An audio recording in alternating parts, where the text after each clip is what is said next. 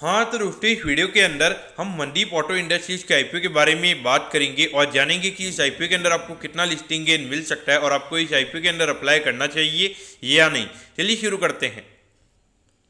तो देखिए सबसे पहले हम ये जानेंगे कि ये कंपनी क्या काम करती है, क्योंकि जो कंपनी है 2000 में ये कंपनी स्टार्ट हुई थी, यानी कि लगभग अगर हम देखेंगे तो 23 से 24 साल ये कंपनी को स्टार्ट हुए हो चुके हैं। क्योंकि जो कंपनी है ये कंपनी शीट मेटल कंपोनेंट्स हो गया और उसके अलावा जो ऑटो से रिगार्डिंग यहाँ पे जो पार्ट्स होते हैं, यानी कि जो ऑटोमोबाइल से रिगार्डिंग जो स्पेयर पार्ट्स होते हैं वही ये कंपनी हमें बनाती हुई नजर आती है। तो देखिए ऐसा नहीं कि यहाँ पे जो ऑटोमोबाइल से रिगार्डिंग ये कंपनी अपने प्रोडक्ट को कैटर करने का काम करती है। उसके अलावा अगर हम देखेंगे तो ट्रैक्टर्स हो गया, अर्थ मूविंग जो इक्विपमेंट्स होते हैं, उसके अलावा जो रेलवे इंडस्ट्री हो गया, डिफेंस इंडस्ट्री हो गया, इस इंडस्ट्री में भी हमें यहाँ पे कंपनी के प्रोडक्ट यूज किए जाते हैं।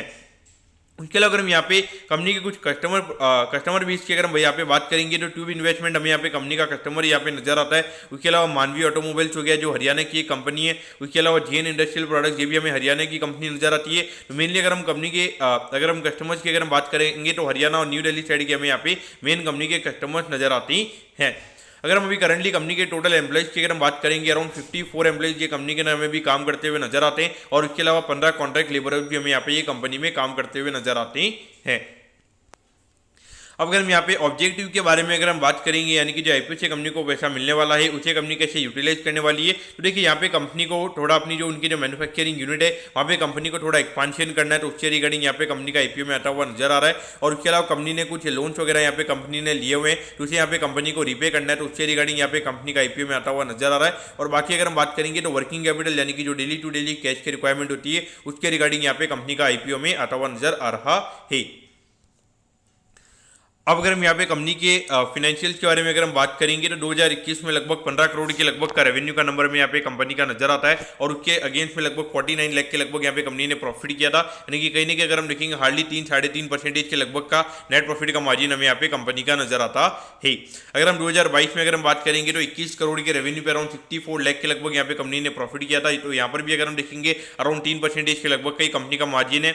और अगर हम 2023 में अगर हम देखेंगे अराउंड 29 करोड़ के रेवेन्यू पे कंपनी ने 1 करोड़ 4 लाख के लगभग यहाँ पे कंपनी ने प्रॉफिट किया था। यानी कि ये भी 3 से 3.5% के लगभग का मार्जिन हमें यहाँ पे नजर आता है। लेकिन अगर हम अभी 9 महीने के नंबर्स की अगर हम बात करेंगे तो 16 करोड़ के लगभग का रेवेन्यू का नंबर में यहाँ पे नजर आता है। तो कहीं ना कहीं देखा जाए तो पिछले साल के कंपेरिजन में हमें यहाँ पे ग्रोथ के नंबर्स यहाँ पे थोड़े कम नजर आते हैं। इसको अगर हम एनुअलाइज करेंगे तो लगभग 22 से 23 करोड़ के लगभग का एनुअलाइज रेवेन्यू यहाँ पे कंपनी का हो सकता है। और पिछले साल के कंपैरिजन में कहीं ना कहीं हमें यहाँ पे अराउंड 20-25% का डिक्लाइन कंपनी के रेवेन्यू के नंबर्स में देखने को मिल सकता है।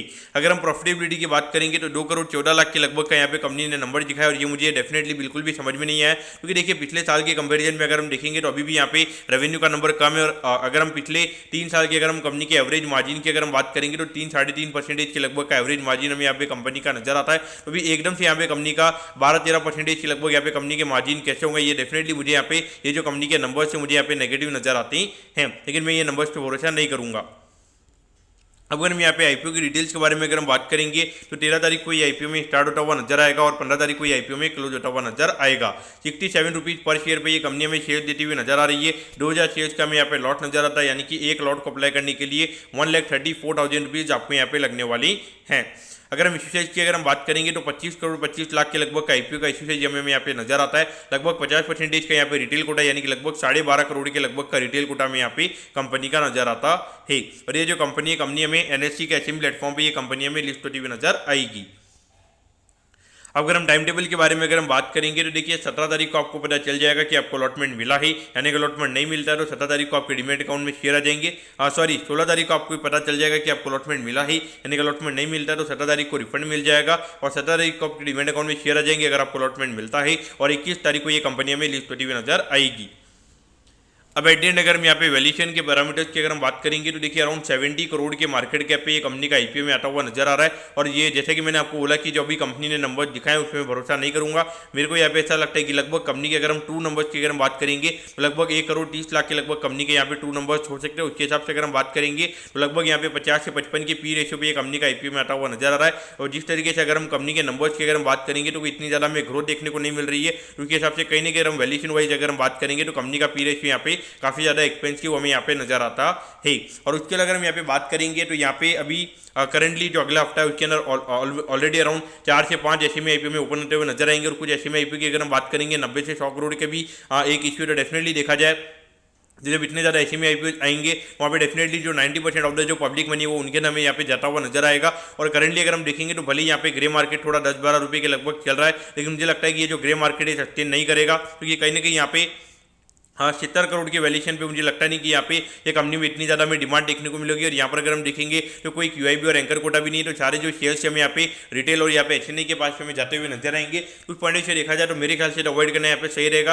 अगर बाई चांस अगर ये सिंगल आईपीओ होता है फिर भी हम थोड़ा बहुत यहाँ पे देखते हैं, लेकिन अगर जब इतने ज़्यादा आईपीओ होते हैं तो वहाँ पे डेफिनेटली जहाँ पे हायर गेन के चांसेस होते हैं, तो वहाँ पे मोस्टली जो पब्लिक के जो पैसा होता है वो हमें वहीं पे जाता हुआ नजर आता है। एक बार के लिए क्या होता है कि जो एसएमई आईपीओ होते हैं तो वहाँ पे ग्रे में थोड़ी बहुत हमें डिमांड देखने को मिल जाती है, क्योंकि ऑपरेटर को क्या होता है कि जो ये जो आईपीओ होता है इसको सक्सेसफुल बनाना होता है, इसलिए कहीं ना कहीं यहाँ पे थोड़ी बहुत चीज़ें यहाँ पे की जाती है। इसीलिए अगर आप ये आईपीओ में अप्लाई करने का सोच रहे हैं तो डेफिनेटली आपको यहाँ पे थोड़ा बहुत आप पूरा अपना ड्यू डिलीजेंस कर दे, उसके बाद ही आपको यहाँ पे अप्लाई करना चाहिए। ग्रे मार्केट को देख के आपको बिल्कुल भी यहाँ पे अप्लाई नहीं करना चाहिए। तो दोस्तों मैं कहता हूँ कि मनदीप ऑटो के आईपीओ के बारे में आपको सब कुछ समझ में आ गया होगा।